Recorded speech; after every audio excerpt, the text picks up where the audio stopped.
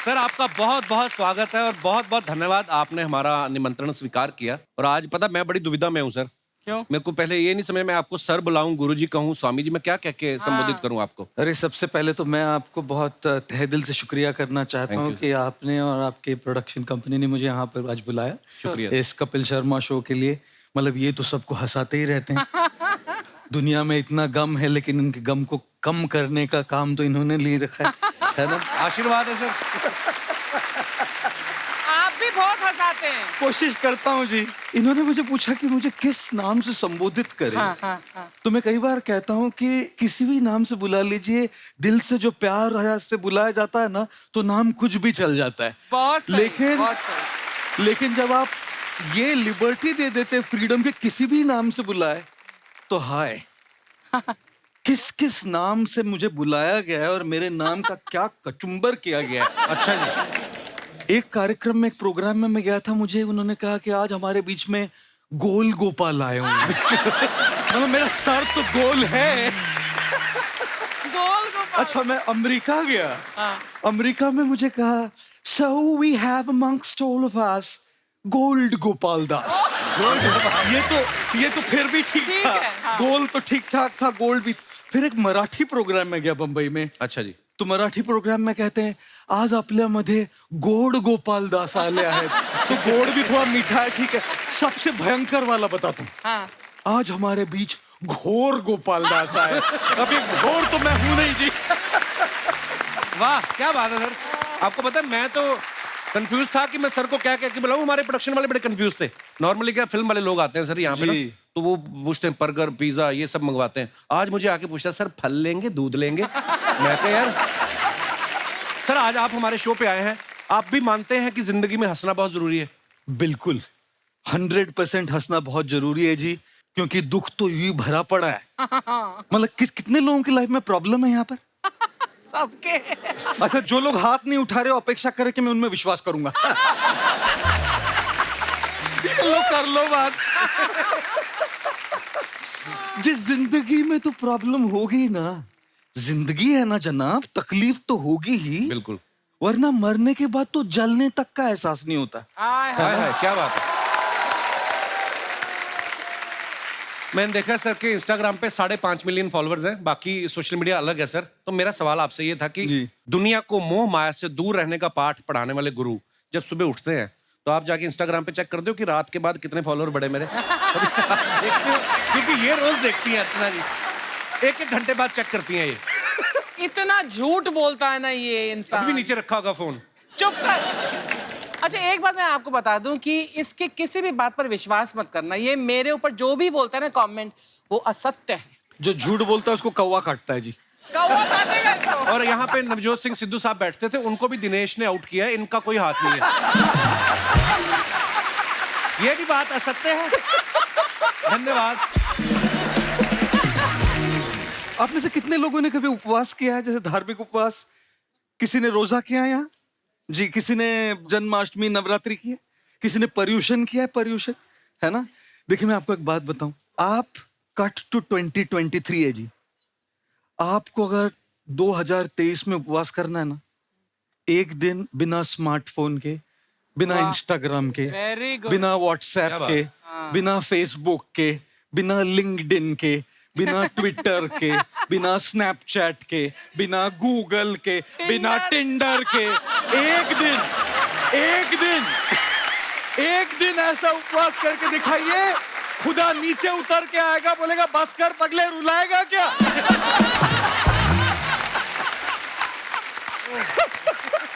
वाह। तो वाकई ये बात हंसी मजाक में कही है सर ने, लेकिन बड़े काम की बात है। असली और उपवास। क्योंकि हमारी जिंदगी में इतना घुस चुका है सर इंस्टाग्राम, आदमी 250 ग्राम का और के रह गया है, क्योंकि हर जगह इंस्टाग्राम। और यंग बच्चे तो हैं ही हैं, बहुत सारे लोग हैं जो नहीं हटते हैं। शूटिंग चल रही है, अलग से बीच में ब्रेक होती, मैडम अपना फोन लेके आ जाती, और सुनाइए फिर कैसे हैं आप? नहीं फिर मतलब हद हो गई है। मैं अपने शो का प्रमोशन करती हूँ कब। हाँ बड़ा प्रमोशन, बड़े आपके 4 करोड़ फॉलोअर है ना। इतना घमंड ना कर कपिल। नहीं घमंड मैंने कब किया? मैंने कभी कहा मेरे 44 मिलियन है? कभी नहीं कहा।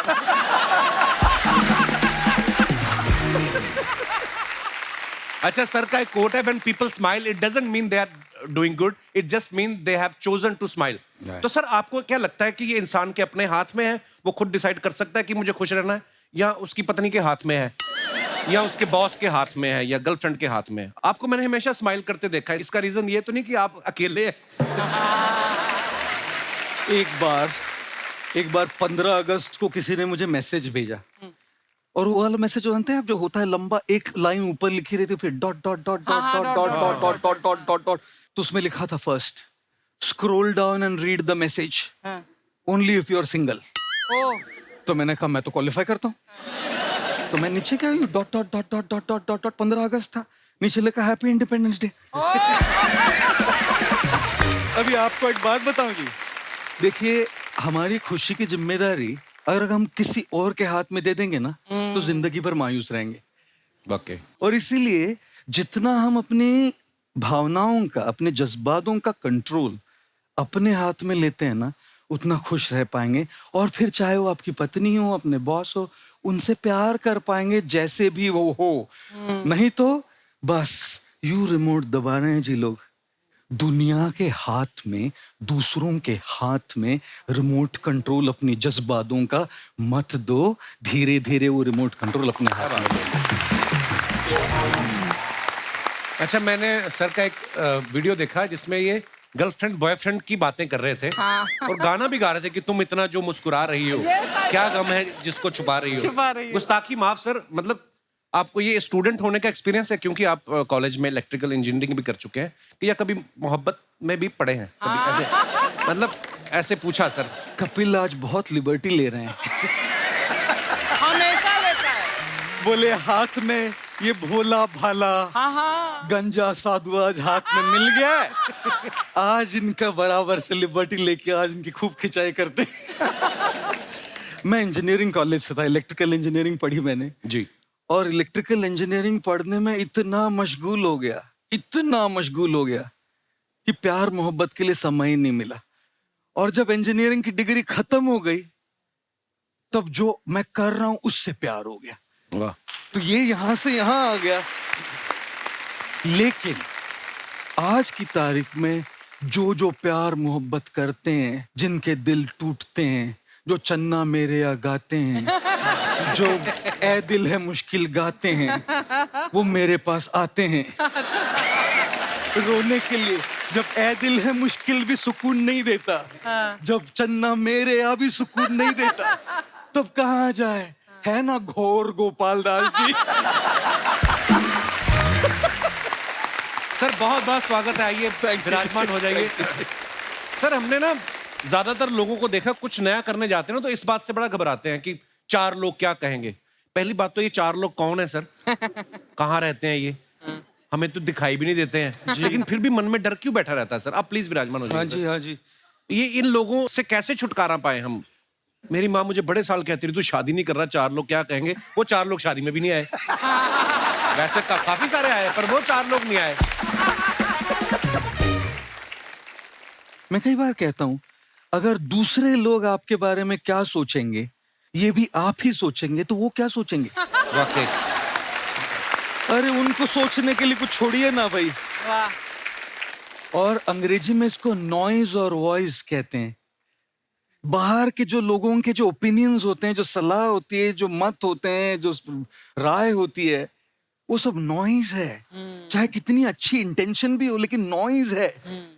और इस सब नॉइज में, इस आवाज में अपनी वॉइस को नहीं भूलना चाहिए जी। अपने अंदर भी एक वॉइस है। क्या बात। और इसीलिए मैं कई बार कहता हूं जी कि दूसरों की बात, सलाह मानने में कोई दिक्कत नहीं जब उसमें कोई सच हो। लेकिन कुछ तो लोग कहेंगे, लोगों का काम है कहना, इन फिजूल की बातों में कहीं बीत न जाए रहना। मैं कई बार बोलता हूँ कपिल जी, आज मैं कन्फेस कर रहा हूँ आपके सामने जी, मैं जब भी स्टेज पे पहली बार किसी भी इवेंट में जाता हूँ, जैसे स्टेज पे आता हूँ तो मैं कहता हूँ, आपका नाम लेता हूँ, ऑल इवेंट्स। अरे वाह। ऑर्गेनाइजर्स ने मुझे कहा है कि गुरुजी आपको जो बोलना है ना तब बोलिए, लेकिन हमारी ऑडियंस को ना मजा आना चाहिए। फिर मैं कहता हूँ, ये जो कहते हैं कि हमारी ऑडियंस को मजा आना चाहिए। मैं क्या कपिल शर्मा हूं? स्टैंडर्ड लाइन है मेरी। तो इसलिए देवियों, सज्जनों, दोस्तों, दूसरों की बात मानते मानते खुद को भूल मत जाओ।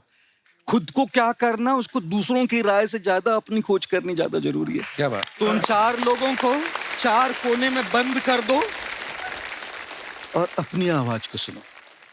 हाँ जी मम्मी ठीक है। आज तो आपको बैठा के सुनाने लायक लगता है।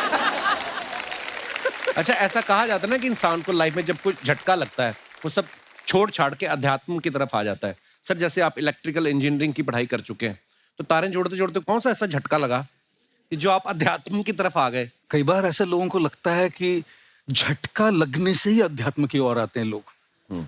जैसे नौकरी नहीं मिली, छोकरी नहीं मिली, कुछ तो गड़बड़ हो गई होगी कहा। तो हमारे समय 3 ही ऑप्शन थे हमारे पास, इंजीनियर बनो, डॉक्टर बनो या फेलियर बनो। तीनों के अलावा कोई ऑप्शन नहीं थे। उसमें से मुझे इंजीनियरिंग मिल गई और इंजीनियरिंग के बाद तो सब लोगों को अपना करियर बनाना होता है। एक लड़का एमबीए कॉलेज के बाहर एमबीए के लिए फॉर्म भर रहा है। वॉचमैन से पूछा, भाई साहब एमबीए यहाँ करना चाह रहा हूँ, यहाँ से कॉलेज कैसा है? वॉचमैन ने कहा, बहुत बढ़िया, मैंने यहीं से एमबीए किया है।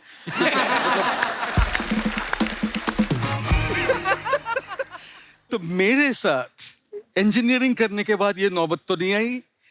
अच्छी जॉब मिली ह्यूलेट पैकर्ड में, लेकिन मैंने एक बात अपने आप को एक सवाल पूछा बस, कि मैं सबसे ज्यादा मेरा वक्त मेरे काम में जाएगा। हम अपने फैमिली के साथ कितना वक्त बिताते हैं, सवेरे थोड़ा, शाम को थोड़ा, वीकेंड पे थोड़ा। और यदि हमारे काम पे हमारा सबसे ज्यादा वक्त जाने वाला है, तो क्या उस वक्त में हम वो करेंगे जो हमको पैसा तो खूब दे रहा है लेकिन जच नहीं रहा है? तो मैं जो कर रहा था वो बहुत बढ़िया कर रहा था, लेकिन वो यहां खुशी नहीं मिल रही थी। तब फिर सोचा कि भाई ये नहीं चलेगा, अब तो निकलना पड़ेगा यहां से। रिस्क ली, और मतलब कैसी रिस्क कि आगे पीछे क्या होगा कुछ पता नहीं। कूद गया। और मैं कई बार कहता हूं, समंदर में फना होना तो किस्मत की कहानी है। दुख तो उन पे होता है जो किनारों पे मर जाते हैं। वाह। इतने घंटे बिताने हैं मुझे वहां, वो करते करते नहीं मरूंगा जो मेरी रूह तक नहीं पहुंच रहा है। इसलिए ये शिफ्ट किया। क्या बात है, दिल से निकलनी चाहिए कोई दिल भी से चीज। दिल से निकलनी पर चाहिए। हर किसी को ये लग्जरी नहीं होती गौर साहब, कि वो ऑफिस ना चूज करे, अपने दिल की माने। जी जी है जी, ना? क्योंकि दिल की बात जो चूज करते हैं ना, जैसे मैंने की, अगर यहाँ के कोई यंग नौजवान लड़के लड़कियां बैठे, वो तो उनको तो बहुत अच्छा लगेगा कि चलो ये छोड़ देते main stream career, follow your passion. लेकिन कई बार सच्चाइयां भी होती है। Yes. और सच्चाई ये होती है कि घर में ईएमआईज होते हैं, लोन्स होती है, फाइनेंशियल लायबिलिटीज होती है, कई बार बीमार लोग होते हैं जिनके खर्चे होते हैं, और उस रियल लाइफ नीड्स के लिए पैसे लगते हैं। तो मेरी उन सब के लिए एक राय है कि आप लोग ना अपना मेन स्ट्रीम करियर अभी नहीं छोड़िएगा। मैं पागल था, मैंने रिस्क ले ली। इतना ज्यादा, इतनी मोहब्बत हो गई जो मैं कर रहा था उससे कि वो रिस्क ले ली, क्योंकि मोहब्बत में आदमी रिस्क ही लेता है। इसलिए कहता हूं मैं, कह भाई, love is blind, marriage is the eye opener. Sorry jokes apart. तो मैंने वो रिस्क ले लीजिए, रिस्क लेके मैं कूद गया इसमें। लेकिन मैं किसी को एडवाइस नहीं करता कि ये रिस्क ले, रियल होना चाहिए, कैलकुलेटेड रिस्क होनी चाहिए। ये अपनी मेन स्ट्रीम से पैसे कमाए और साथ साथ में जो भी पैशन है ना, थोड़ा थोड़ा साइड में करते रहे, एज अ हॉबी। हॉबी से करते रहे। हो सकता है कि वो एक दिन इतना डेवलप हो जाए कि ये छोड़ के आप वही करिए अपना मेन करियर। ट्रू। वैसे तो कर ही सकते हैं, बैलेंस्ड अप्रोच है। पर जैसे अर्चना जी, आपने भी, अर्चना जी देहरादून से बिलोंग करती हैं जी। और उस समय, आज से 35 साल पहले या 36 साल पहले, जब आपने सोचा मुझे हीरोइन बनना है, आपने भी दिल की सुनी ना अर्चना जी? ऐसा तो नहीं है? तो अब ये मेन स्ट्रीम काम तो ये कर रही हैं, फिर जो इनका पैशन है, यहाँ से पैसे कमा के फिर ये वेगस जाती है, वहां जुआ खेलती है।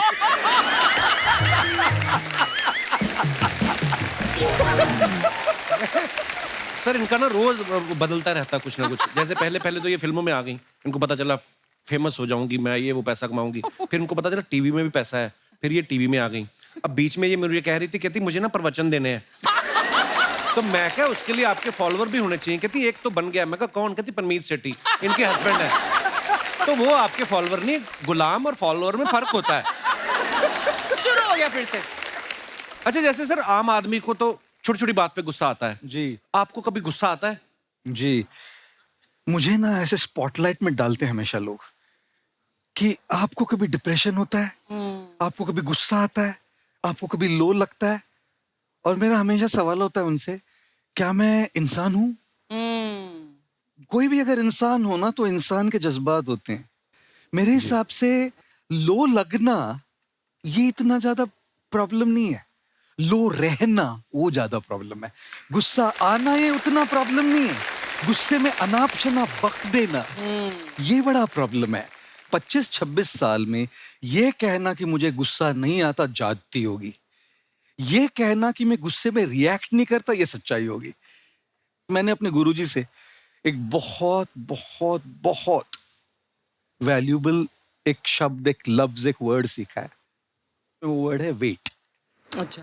गुस्सा आ रहा है ना, थोड़ा सा बस रुकिए। आपको कोई नहीं कह रहा कि उसको आप कुछ मत बोलिए, अभी मत बोलिए बस, क्योंकि अभी कर देंगे ना, क्या बक देंगे, क्या बोल देंगे, क्या अनाप शनाप मुंह से निकलेगा, और फिर जाके अपने तकिए में बैठ के गिल्ट होती है, मैंने क्यों बोला ये, क्यों बोला, नहीं बोलना चाहिए था, उसको चोट पहुंच गई, वो कैसे, उसको कैसे लग रहा होगा, अभी मैं एसएमएस करूं सॉरी डार्लिंग को, मैं क्यों करूं, उसने भी तो गलती की थी ना, नहीं लेकिन बोलना चाहिए ना, मुझे ऐसा नहीं बोलना चाहिए, लेकिन मैं क्यों बोलूं, मैं तो सही था, वो तो गलत थी। इसी चक्कर में घूमता रहता है वो बेड में एसएमएस और व्हाट्सएप पे। तो ये देखिए ना हमारी इमोशंस कैसे चल रही है, anger guilt, anger guilt, anger guilt. तो ये जो गोल्डन वर्ड मैंने सीखा ना, वेट, इसने मेरी लाइफ में बहुत बड़ा जादू लाया है। तो मुझे भी गुस्सा आता है जी, लेकिन उस गुस्से को रिएक्शन में मैं थोड़ा समय देता हूँ, रुकता हूँ, और उस रुकने से बहुत सारे रिश्ते बचे हैं मेरे। क्या बात। अच्छा, इंसान जब बातें सुनता है इनकी सोचता है आज से टेंशन लेनी, लेकिन जैसे ही इनके वहां से बाहर निकलता है और देखता है जूते गायब है मेरे, फिर टेंशन में आ जाता है, कल ही नए लिए थे, है ना।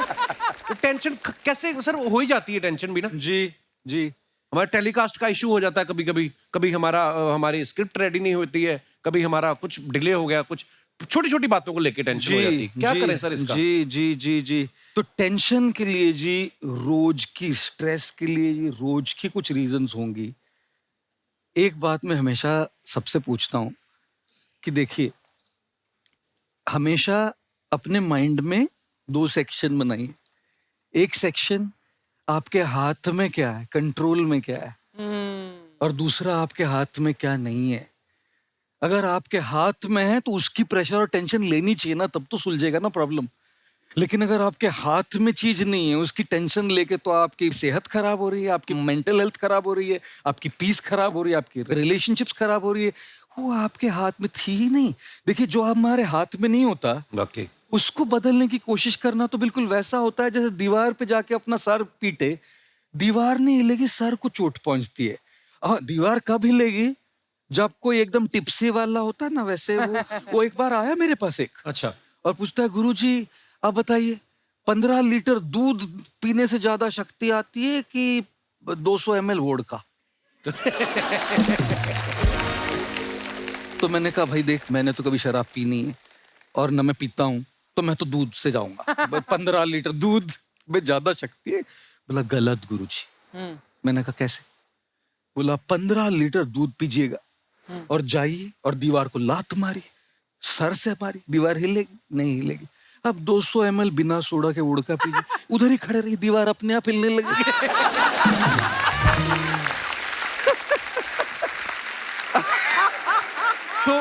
तो देखिए, जिंदगी में ऐसी दीवारें खड़ी रहती है जो आपके मारने से हिलने वाली नहीं। बिल्कुल। वो चीजें होती है जो हमारे कंट्रोल में नहीं होती, लेकिन कई चीजें होती है जो हमारे कंट्रोल में हैं, हमारे बस में हैं, हमारे हाथों में हैं। जो चीज हमारे हाथ में नहीं, उसको हमारे मन से भी निकाल देना चाहिए, और जो चीज हमारे हाथ में है, उसको हमारा मन का पूरा फोकस करके उसको बदलने की कोशिश करनी चाहिए। मुझे एक बात याद आ गई, एक आदमी था, बहुत पीता था वो, उसके सपने में भगवान आए, कहते तू बंदा बड़ा अच्छा है पर तू पीता बहुत है, कुछ तो तेरा करना पड़ेगा।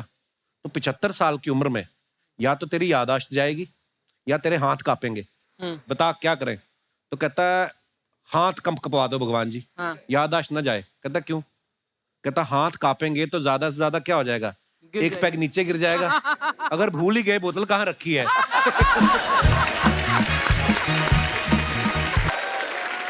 दोस्तों अब वक्त है आज के दूसरे मेहमान को आमंत्रित करने का। ये इन्फ्लुएंसर है, इंटरनेशनल मोटिवेशनल स्पीकर है, लीडरशिप कंसल्टेंट है, बिजनेस कोच है, कॉर्पोरेट ट्रेनर है। तो चलिए बुलाते हैं आप सबकी जोरदार तालियों के बीच डॉक्टर विवेक मित्रा।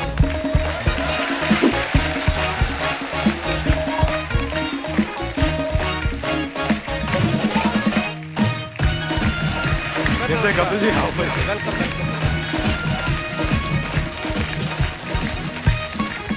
सर आपका बहुत बहुत स्वागत है। Thank you.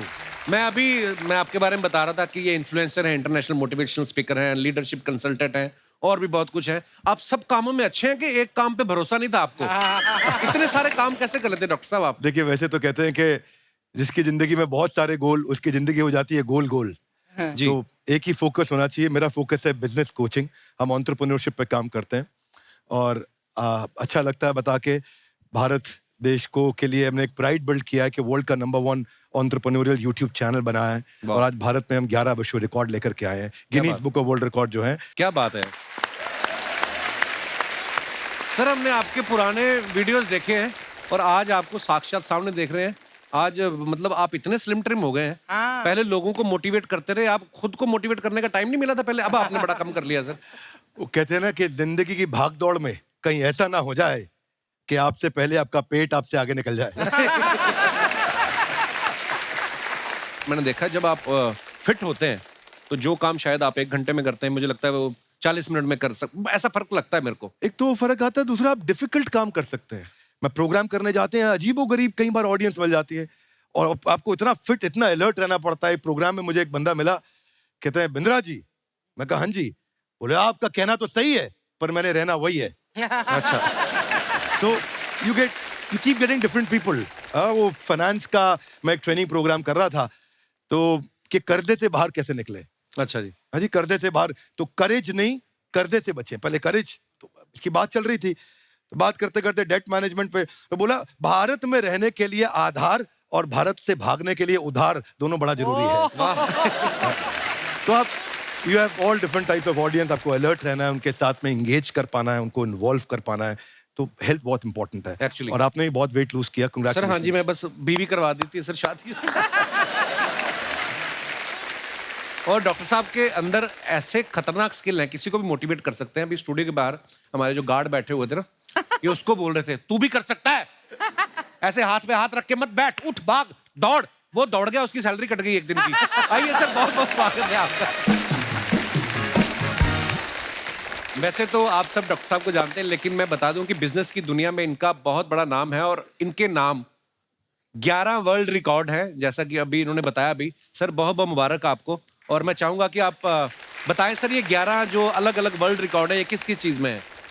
11 विश्व रिकॉर्ड बेसिकली कोविड के टाइम पे जब सब लोग अपने घर पे थे, लॉकडाउन हो गया था, तो हम देख रहे थे कि कठिन परिस्थिति में बिजनेस में लोगों को कैसे हेल्प करें। तो हमने कुछ वेबिनार किए, जूम पे वेबिनार्स किए। तो हम एक्सपेक्ट कर रहे थे कि वेबिनार में 1500, 2000, 5000, 10,000 लोग आएंगे। तो वेबिनार में हमने देखा कि रजिस्ट्रेशन बहुत ज्यादा हो गया। तो हमने गिनीज वर्ल्ड रिकॉर्ड को अटेम्प्ट किया, तो रशिया के पास वो वर्ल्ड रिकॉर्ड था 11,000 लोगों का। अच्छा जी। हमने जब वो वेबिनार किया तो 26 लाख लोग आ गए उस वेबिनार में। वाह। और 26 लाख लोग आए तो पहला वर्ल्ड रिकॉर्ड बन गया। लॉकडाउन में मैंने दूसरा वेबिनार किया कि लॉकडाउन में सेल्स कैसे बढ़ाएं। तो समस्या बहुत बड़ी थी। पता चला कि ये सेल्स का वेबिनार का वर्ल्ड रिकॉर्ड चाइना के पास था। तो हमने अटेम्प्ट किया तो 35 लाख लोग जूम के वेबिनार पे आ गए। फिर हम उसको यूट्यूब पे ले गए, वो वेबिनार बहुत पॉपुलर हो गया। सेल्स कैसे बढ़ाएं, तो ऐसे एचआर पे, फाइनेंस पे, सेल्स पे, ऑपरेशंस पे, मार्केटिंग पे, लीडरशिप पे, अलग अलग सब्जेक्ट पे बने और लोगों को फ्री में, उनको कैसे कंटेंट फ्री में दे सकें। पर कंटेंट के लिए मैं आपको बधाई देना चाहता हूँ। हर बार यूनिक कंटेंट देना बहुत मुश्किल काम है और हर बार आप यूनिक कंटेंट ला करके देते हैं। कॉमेडी की दुनिया में मैं कहूँगा अगर बच्चन साहब के बाद कोई इतने लंबे समय तक रेलेवेंट रहा है तो वो आप रहे हैं। क्योंकि सोनू निगम बार बार पुराना गाना गा सकते हैं, फिर ताली बज सकती है, पर बार बार कॉमेडी का कंटेंट रिपीट नहीं किया जा सकता। ये बहुत बढ़िया है। आपने ऐसी बातें बोल दी सर, धन्यवाद आपकी मोहब्बत के लिए। अब बारी है हमारे अगले मेहमान को मंच पे आमंत्रित करने की, जो बच्चों को पढ़ाने के लिए अलग अंदाज के लिए फेमस है। आप सबकी जोरदार तालियों के बीच प्लीज वेलकम टीचर और मोटिवेशनल स्पीकर मिस्टर खान साहब।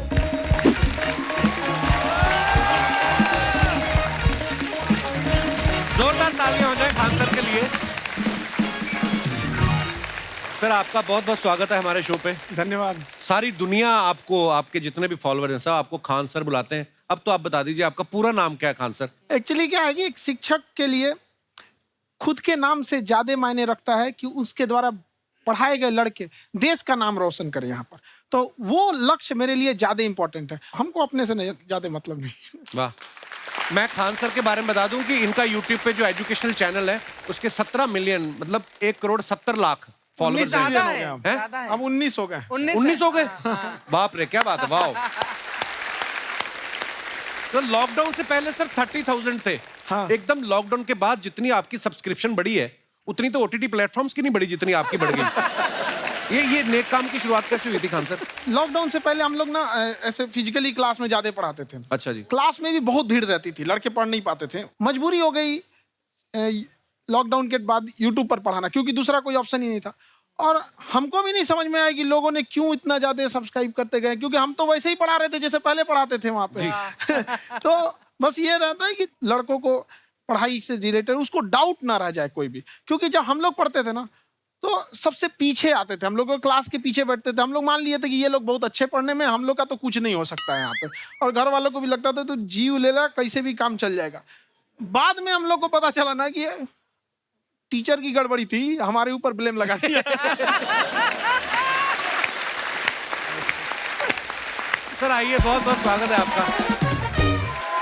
वाकई एक्चुअली अगर पढ़ाने का तरीका इतना सरल हो, आसान हो, जैसे ना सर मुझे बचपन में ना मुझे हिस्ट्री का पढ़ने का बड़ा मजा आता था। बड़ा होके पता चला कि मेरा हिस्ट्री में तो था इंटरेस्ट, पर मुझे कहानियां पढ़ना अच्छा लगता था। आज मुझे थोड़ा लिखने का भी शौक है, एक आध कुछ शायद फ्यूचर में चल के आप वो भी कुछ ऐसा देखें। तो मतलब मुझे शौक है लिखने का। अब जाके समझ में आया कि वो क्यों अच्छा लगता था, उसमें कहानी होती थी। तो ये नहीं हमें पढ़ाया, हमें रट्टा मरवाते थे। तो ये जो आपका ये जो तरीका ये बहुत ही बढ़िया है। काश हमारे समय में भी ऐसा होता, यूट्यूब पे अच्छे अच्छे शिक्षक होते। हालांकि हमारे टीचर भी बहुत अच्छे थे। लेकिन इतने डिटेल में खान सर, मैंने आपके वीडियोस देखे हैं, मतलब जिस सब्जेक्ट को आप जानते भी ना हो और अगर लेक्चर देखें और सुने तो उसमें इतनी रुचि पैदा हो जाती है। बिकॉज हम सब टीचर्स के द्वारा ही पढ़ाए गए हैं और हमारे अच्छे टीचर्स भी रहे हैं, लेकिन जरूर आप में एक बहुत ही खास बात है कि आप हर सब्जेक्ट को बहुत इंटरेस्टिंग बना देते हैं। अर्चना जी, इसमें क्या है ना, टैलेंट जो है ये टीचर्स को विजुअल ट्रेनिंग कैसे देनी है, जो बताया अभी कपिल जी ने। कहानी, मैं एक छोटा एक प्रश्न पूछता हूँ। असैसिनेशन की स्पेलिंग किसको मालूम है? लोग बिलीव नहीं करेंगे लेकिन मुझे मालूम है। असैसिनेशन की स्पेलिंग होती है भाई एस। एस माने गधा, गधे के ऊपर एक और गधा, एक और एस, उसके ऊपर आई मतलब मैं पूरा, और मेरे ऊपर पूरा देश, nation. S S I nation. तो ASSASSI मैं ये जितना विजुअल कर दें पढ़ाने को, जितना आसान कर दें। वो याद नहीं होता था रेडियो किसने बनाया, बोला रेडियो चल नहीं रहा, इसको मार थप्पड़ मार, कोनी मार, कोनी मार, कोनी मार, कोनी ने बनाया। याद हो गया, मार कोनी ने बनाया। जितना विजुअल कर दो। जैसे आपने कहा कि कैसे किसी चीज को इतना अच्छा समझा देते हैं, वो आधे घंटे के क्लास के लिए पीछे 1 हफ्ते का मेहनत होता है। मैं ये भी पूछने वाली थी कि कितनी मेहनत लगती है आपको। वो डिपेंड करता है कि हम कब तक सेटिस्फाई नहीं हो जाते। अच्छा। कभी कभी तो कोई चीजें 2-2 महीने से अटकी हुई है, जब तक हम नहीं सेटिस्फाई होते, नहीं इसको ऐसे नहीं, अब लड़के समझो तब तक नहीं बताते उसे। कहते हैं ना, दुनिया ने मेरी बुलंदियां देखी, किसी ने पाँव के छाले नहीं देखे। क्या है ना कि हम लोग अपने स्टूडेंट लाइफ में इतना पीछे थे ना, कभी कभी अपने आप को से डर लगने लगता था, यार हम कहाँ आ गए, हमारा कुछ हो सकता है कि नहीं हो सकता है यहाँ पे। तो लेकिन ना कुछ सीखने का बड़ा शौक था। तो जैसे एक फिल्म बनाने से पहले डायरेक्टर कितने महीने की प्रैक्टिस करता है, 2 साल की मेहनत के बाद एक 3 घंटे की फिल्म बनाना पड़ता है। उस तरह से थोड़ा काफी मेहनत करना पड़ता है पीछे से, तब जाके समझ में आता है। और धीरे धीरे एक्सपीरियंस होने से थोड़ा समझ में आ जाता है कि क्या, कहाँ पे कौन सा चीज डाउट आएगा वहाँ पे। और आपसे पढ़ाई करने का ये भी फायदा है कि ये पीट नहीं सकते ना यूट्यूब चैनल से, अंदर से निकल के थप्पड़ भी नहीं मार सकते।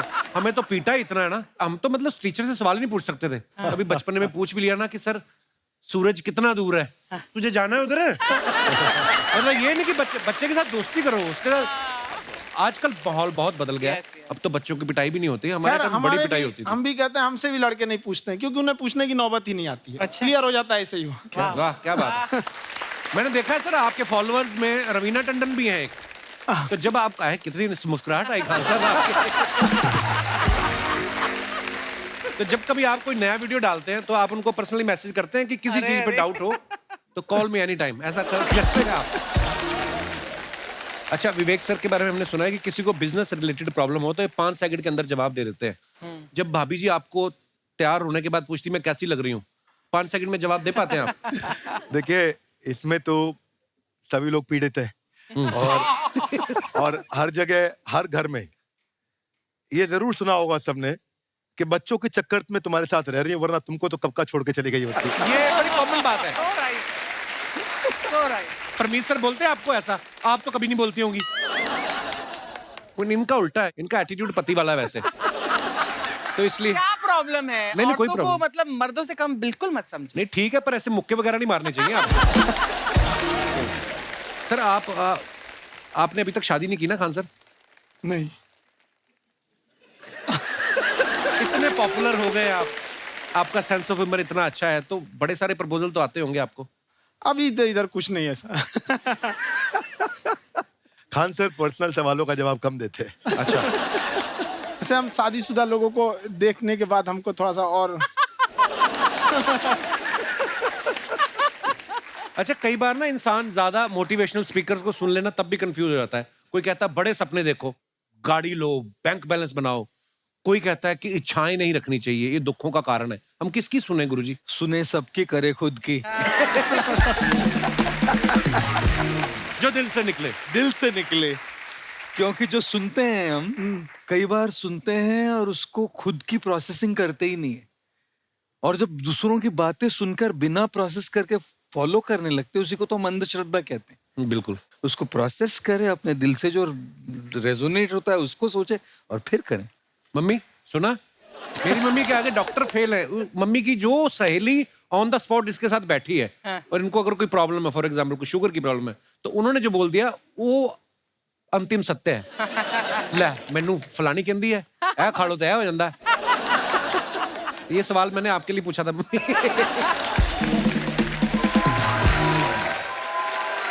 आई wanted to ask Khan sir कि आपका एक एपिसोड था ट्रेन के बारे में, कि ट्रेन में ऐसा क्यों होता है, शुरुआत में ऐसा हुआ था, ये यहाँ पर बोगी के लिए ये कनेक्शन, तो ये सोर्स क्या होते हैं आपके, कहाँ से आपसे ढूंढ सुन के लेंगी, लाते उसके हैं? बाद खुद का चैनल शुरू करेंगी।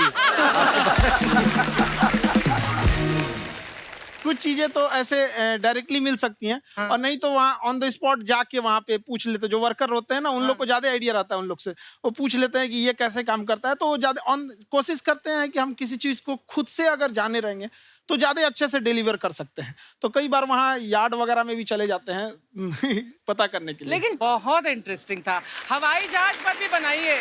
आप कहती हैं तो एक उस पर भी बना ही देंगे। बहुत शुक्रिया जी।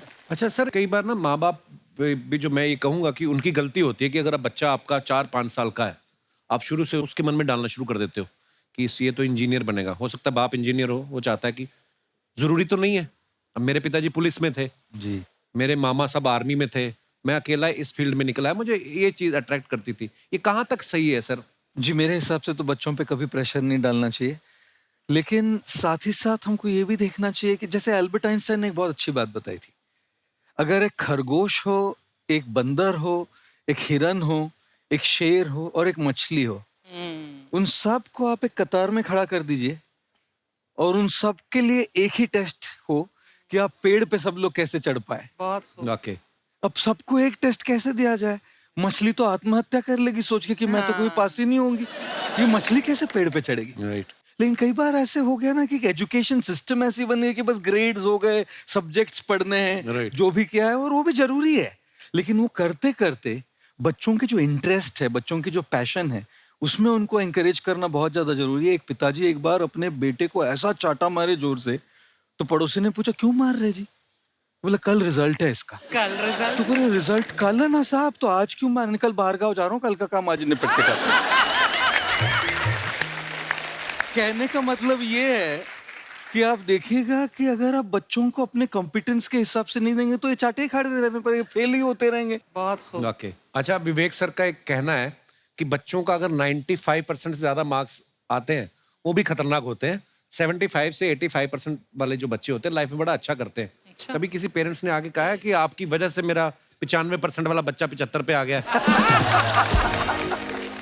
नहीं, बेसिकली 95% देखिए स्कूल में जो पढ़ाई हो रही है, जो बताया, वो classroom based conceptual theoretical approach है। और उसमें बच्चे को क्या चाहिए, एक कॉन्सेप्ट होता है कि जिस सब्जेक्ट में 10 में से 3 आ रहे हैं उस पर फोकस करने की जगह वहां फोकस करो जिसमें 10 में से 7 आ रहे हैं, ताकि उसका सुपर स्पेशलिस्ट बने। पर वहां सब कुछ पोर किया जा रहा है। तो 95% के चक्कर में, 98% के चक्कर में अपनी ओवरऑल डेवलपमेंट कर नहीं पाता है। और ये पुराने पैटर्न्स के कारण हमारे यहाँ बच्चे डेवलप नहीं हो रहे हैं। और पैटर्न्स इतने मजबूत हैं, तो मैं ये लोगों को बोलता हूँ कि बच्चे को जो उसको आता है, जो उसको भाता है, जो बाजार चाहता है, जब इनका कॉम्बिनेशन बन जाता है तो बच्चा इतना सफल हो जाता है कि उसके मुकाबले कोई और खड़ा नहीं हो पाता। क्या बात है, बहुत अच्छी बात। मैं देखो, ये पुराने बिलीफ तोड़ने जरूरी हैं। आप जानते हैं गाय दूध देती है, यस नो? नो, गाय दूध नहीं देती, गाय का दूध निकालना पड़ता है। ये पुराना पैटर्न है भाई। ऐसे ही कामयाबी, सफलता अपने आप नहीं मिलती है, वो भी निकालनी पड़ती है। तो ये लाइफ में कुछ पाने के लिए हमारे को कुछ खोना पड़ता है। Would you agree with me, yes no? No, कुछ पाने के लिए कुछ करना पड़ता है, खोना नहीं पड़ता है। तो ये हमारे बड़े पुराने पैटर्न है जी, क्योंकि डर के आगे नहीं होती है जीत, डर के आगे दर्द होता है। उसके बाद सीखे तो फिर जीत होती है। पर चक्कर क्या है, हमारे पुराने पैटर्न बड़े सारे बने हुए हैं। और वही पुराने पैटर्न के चक्कर में कि जितनी चादर उतना पैर पसारो। क्यों पसारो? डबल बेड की चादर लाओ, नई चादर लाओ, पैर बाहर निकालो, आगे बढ़ो। So we got to break those patterns. आगे निकलिए, बेटर बिलीफ्स डेवलप करिए, आसपास अच्छे लोगों की संगत रखिए, पैटर्न्स को बदलेंगे, चीजें बदलेंगी।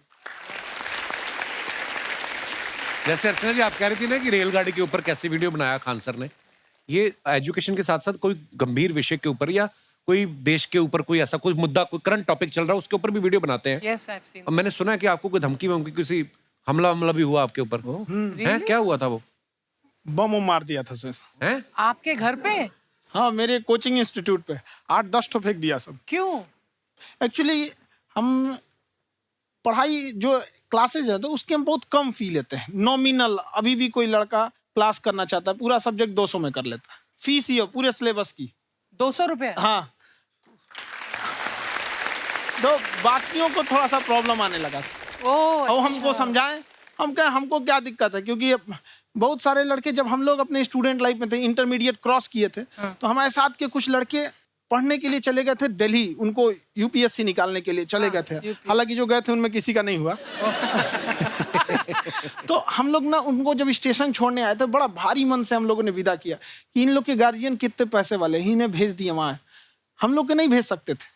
तो ऐसे लाखों स्टूडेंट है जिनके गार्जियन नहीं भेज सकते। इनका मतलब गरीब होना कोई अपराध नहीं है, उसे कोई पढ़ाई से नहीं रोक सकता। बिल्कुल।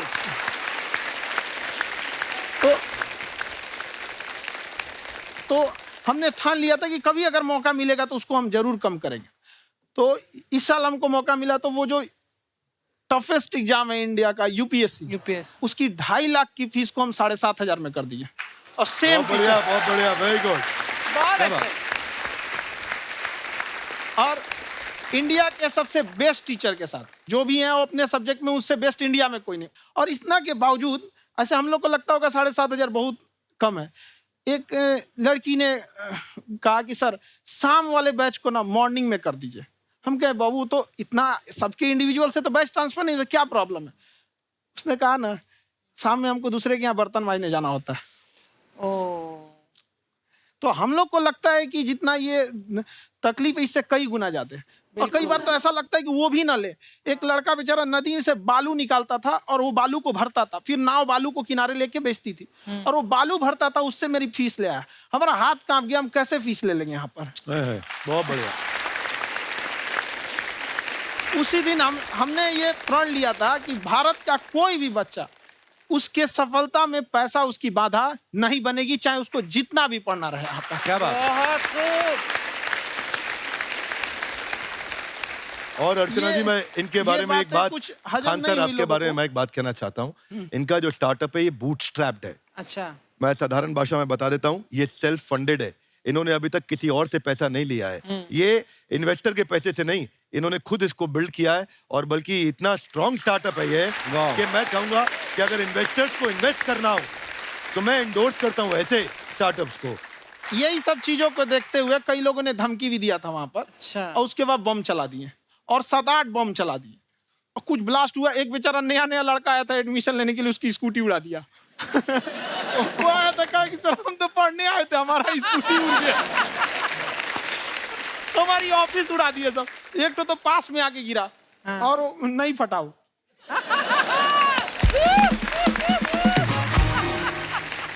बाद में बहुत सारे लोग धमकियां दिए, लेकिन कहते हैं ना, सूरज कितना भी तेज चमक ले, समंदर नहीं सुखा सकता है। वाह वाह वाह, क्या बात है। मैम एक्चुअली ये फीस कम करने का एक और रीजन है। 2.5 लाख 3 लाख की जो फीस में सब लोग पढ़ाई अफोर्ड नहीं कर पाते, इसलिए वो कुछ ही लोग अफोर्ड कर पाते हैं, तो उनका मेंटल लेवल तो बहुत ऊपर चला जाता है। लेकिन एक पूरे देश का मेंटल लेवल थोड़ा सा स्टेबल नहीं हो पाता। तो जब फीस कम रहेगी तो हर वो लड़का तैयारी करने के लिए आगे आएगा जिसका सपना है देश के लिए कुछ करने का। सीटें लिमिटेड हैं, उन्हें को मिलेगी, लेकिन जिन्हें नहीं मिलेगी उसे मिलेगा देश का एक जिम्मेदार नागरिक। तो इस देश को बदलना। क्या बात है। हम लोग विश्व गुरु कहे जाते थे, क्यों? क्योंकि दुनिया से लोग हमारे यहाँ पढ़ने आए थे। चाइना से ह्वेनसांग आया, फायान आया, आज कोई नहीं आता है। हम लोग का उद्देश्य एक समय आएगा जो फिर आएंगे यहाँ पढ़ने के लिए। क्या बात है। पर आप देखो अर्चना जी, सबसे ज्यादा IPS IAS बिहार से निकलते हैं। आप देखो पढ़ाई लिखाई में पॉलिटिशियन बहुत बड़े बड़े निकले हैं। तो ऐसा नहीं है, हर जगह ऑप्शन भी नहीं है वहाँ पे, इंडस्ट्री नहीं है, खेती करेगा तो कोई खास वो नहीं रहे, ऑप्शन भी नहीं है। सही बात है। बिहार की मिट्टी में एक चीज है, जिद तो बहुत जबरदस्त है। कुछ भी नहीं रहेगा तो सब कुछ पाने का उसको जिद रहेगा, करके भी दिखा देगा वहाँ पे, कर देंगे हम आपको।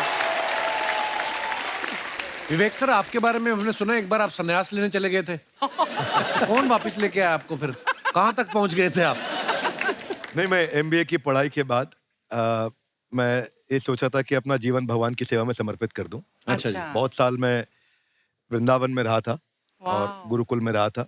अच्छा। और वहाँ सेवा करना, बहुत अच्छी शिक्षा मिली। मैं बोलता हूँ मेरी असली MBA वही थी, मोस्ट ब्यूटीफुल एसोसिएशन। वाह। और मैं वहाँ भगवत गीता पढ़ी, जहाँ मुझे गीता से लगाव हुआ। तो मेरे गुरुजी का आदेश था कि आप भगवत गीता को बिजनेस मैनेजमेंट के साथ जोड़ के देश दुनिया में बताओ। मेरे को लगा बड़ा मुश्किल काम है। मैंने बाद में देखा कि डॉक्टर स्टीफन कॉवी, जिनकी किताब है 7 habits of highly effective people, आप सबने पढ़ी होगी, उन्होंने बोला मैंने 7 हैबिट भगवत गीता से लिए। और हमारे देश के लोग ऐसे हैं जो मेरी किताब पढ़ते हैं, जो कि 3.5 मिलियन कॉपीज बिक चुकी हैं, और भारत में भगवत गीता नहीं पढ़ते। तो मुझे लगा कि मैं गीता विद मैनेजमेंट के ऊपर आकर के बातचीत करूं। मुझे लगा बहुत कठिन होगा, पर मेरे गुरुजी का आदेश था कि कठिनाई आपको तभी तक दिखेगी जब कठिनाई को देखोगे। तो एक छोटा उन्होंने मुझे बताया, पूछा कि इस कमरे में लाल रंग कितनी जगह है, देखो आप भी एक बार जरा देख के बताओ। 7-8 जगह लाल रंग दिख रहा है यहाँ पे आपको? 1 ये 2, वो लाल रंग टी शर्ट पे 3 4 5, ये लाल हो गया 6, उधर लाल हो गया 7, एप्पल लाल, बिल्कुल ठीक 7। पर जब आप लाल रंग ढूंढ रहे थे तो क्या आपको हरा रंग दिख रहा था? Yes no? नहीं। जब आप लाल रंग ढूंढ रहे थे तो क्या आपको काला रंग दिख रहा था? Yes no? नहीं। नो। जिंदगी भी ऐसी है, जो ढूंढोगे वही मिलेगा, बाकी कुछ नहीं मिलेगा। तो उन्होंने कहा कि आप इसी सोल्यूशन पे फोकस करो और गीता के मैसेज को पहुंचाओ। तो मैं बिजनेस मैनेजमेंट के प्रोग्राम्स कॉर्पोरेट्स में करने शुरू किए, क्योंकि गीता पहला मोटिवेशनल सेमिनार जो पृथ्वी के इतिहास में कपिल जी हुआ, वो कृष्ण ने दिया था। पहले मोटिवेशनल स्पीकर इस पृथ्वी के इतिहास के कृष्ण थे, जिन्होंने अर्जुन को रणभूमि में मोटिवेट किया था। बड़ी पेशेंस कृष्ण ने अपने लीडरशिप क्वालिटी से दिखाई। वो मुझसे मुझे बड़ा इंस्पायर किया, वो चर्चा ने इंस्पायर किया, वो डिस्कशन ने इंस्पायर किया। तो उस डिस्कशन को मैं आज भी लेके चलता हूँ अपने साथ। कहाँ सर, हमने सुना है आप 5 स्टार में रुके थे कल और नीचे जाके वड़ा पाव खाने गए आप रेहड़ी पे। एक्चुअली क्या है ना कि वहाँ जो चीजें सीखने को मिलती है ना, खाली पेट और खाली जेब इंसान को जो सिखाते हैं वो किसी यूनिवर्सिटी कॉलेज में नहीं सिखाया जाता। और गरीबी बड़ा बेशरम चीज होती है। तो कहते हैं कि मौत भी तू जल्दी आया कर गरीब के घर में। कफन का पैसा भी खर्च होता है दवाइयाँ खरीदते खरीदते। हाय हाय हाय, क्या बात है। और खान सर की खासियत ये है कि जिसको तो पढ़ना है, जिसको एजुकेशन चाहिए, वो तो इनका वीडियो देखते हैं।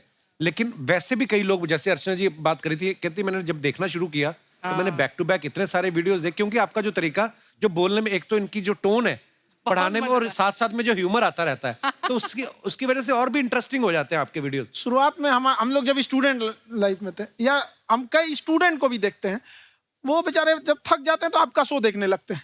तो शुरू में हमको लगता था जब कि अरे ये हमारी पढ़ाई उसके लिए है, लेकिन पढ़ाई में थक जाता है, शो देख के नहीं थक जाता है। हाँ। तो हमने सोचा दोनों को मिक्स कर देते हैं। तो हमने उसको और आज आपको पता नहीं हमने भी यही किया है। मिक्स करने। हमारे एजुकेशन सिस्टम में दो कमी है, हाँ। एक एजुकेशन की, दूसरा सिस्टम की।